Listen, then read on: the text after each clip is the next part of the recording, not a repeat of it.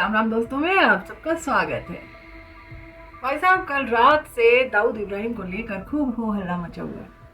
फिर से unknown person पर आकर उंगली टिक गई है।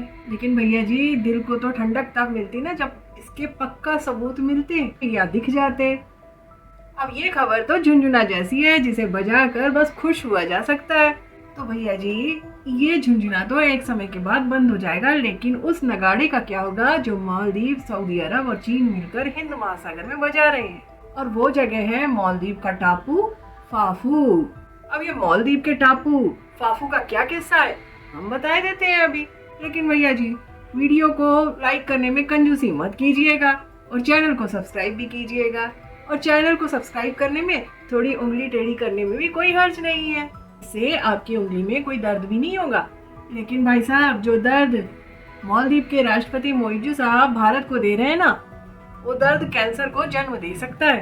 इसका एहसास अगर आपको ना हो तो आज का अखबार उठाकर या नेट सर्च करके आप देख सकते हैं, मालदीव के टापू फाफू को बेचा जा रहा है।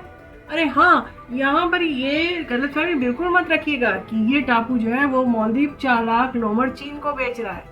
अब की बार वो नया ग्राहक ढूंढ के लाया है और वो नया ग्राहक है सऊदी अरब। दरअसल सऊदी अरब का ये रूट जो है, जो मालदीव के फाफू के पास से होके जाता है, वो उसका तेल शिपिंग रूट है।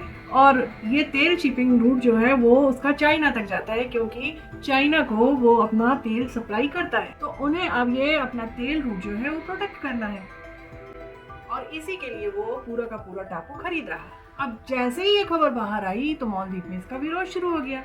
लेकिन मोइजू महाशय तो इसके लिए तैयार बैठे हुए हैं, क्योंकि उनकी नजर इस टापू पर तो तब से थी जब वो पिछली सरकार में हाउसिंग मिनिस्टर थे। तब अब्दुल्ला यामीन की सरकार ने उनको इंजीनियर मोइजू जानकर हाउसिंग के प्रोजेक्ट तैयार करने के लिए काम दिया हुआ था कि भाई चलो तुम सड़कें बनाओ, पुल बनाओ। तब इन्होंने ये कहा था कि हमें मालदीव का तेजी से विकास करना है, तो इसके लिए फाफू पर $10 बिलियन का प्रोजेक्ट लगाना होगा। $10 बिलियन का प्रोजेक्ट मतलब मालदीव की जीडीपी से 3 गुना बड़ा प्रोजेक्ट। तो भाई साहब, ऐसा इंफ्रास्ट्रक्चर का प्रोजेक्ट इनको फाफू पर लगाना था। अब तब तो सरकार चली गई और ये अब राष्ट्रपति बनकर आ गए, तो अब पूरी की पूरी पावर इनके पास आ गई। पावर आई तो संपर्क बने तो सऊदी अरब से इनकी बातचीत हुई और $10 बिलियन के बदले इन्होंने वो टापू सऊदी अरब को बेचना निश्चित कर लिया। लेकिन इस तरह से एग्रीमेंट बनाए जा रहे हैं कि लोगों को कानों कान खबर ना हो। लेकिन भाई साहब, हमारा ये कहना है कि भारत सरकार को तो इसकी खबर हो चुकी होगी। जब हमको हो गई है तो उनको भी हो गई होगी। और वैसे भी ये बात सुनकर भारत सरकार के तो कान खड़े हो जाना चाहिए, क्योंकि इस बात में एक लॉजिक है। आज मालदीव सऊदी अरब को ये टापू बेच रहा है, तो कल को इसके दूसरे ग्राहक चीन, पाकिस्तान वगैरह जो है, उनको भी यह टापू बेच सकता है। मालदीव के पास इतने सारे टापू हैं, उनमें से वो कोई भी टापू किसी को भी बेच सकता है। और भाई साहब, हमारी भारत सरकार ने खूब चेक फाड़ फाड़ के मालदीव को दिए, खूब क्रेडिट ऑफ लाइन दी। क्यों? कि वो तो अपने वहाँ पर सोलर प्रोजेक्ट तैयार कर रहे हैं। तो क्या तब हमारी भारत सरकार ऐसा नहीं कर सकती थी जैसा कि सऊदी अरब ने किया, जैसा कि चीन कर रहा है?